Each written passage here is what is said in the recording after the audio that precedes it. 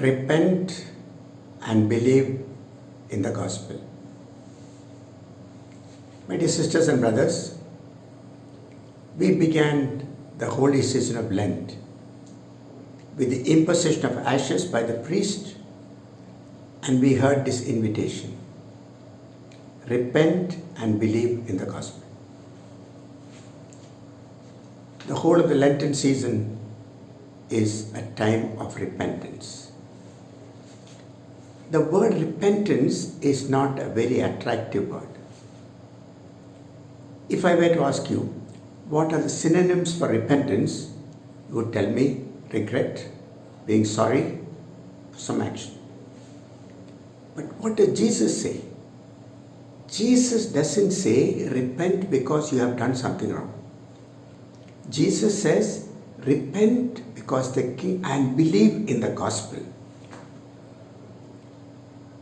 In the whole of the biblical tradition, particularly for Jesus, repentance is not a regret about a past action. Instead, repentance is openness to a new reality. The kingdom of God has come.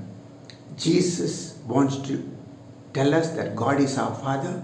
Jesus wants us to deepen our relationship with God the Father through Him.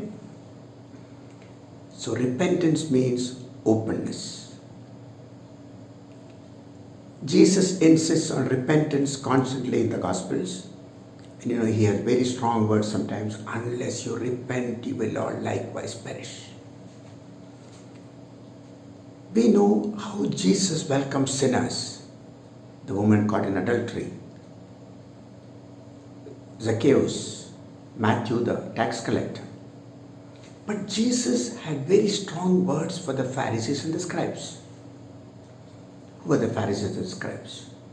They were people who were observant from a religious point of view. They thought they were okay. They don't need to change. And Jesus has very strong words for them in the Gospel of Matthew. Tax collectors and prostitutes are entering the kingdom before you.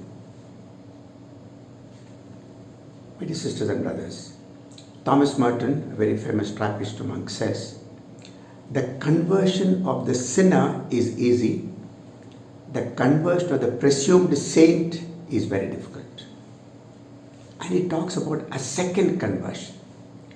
Normally we talk of conversion from being a big sinner to a virtuous life.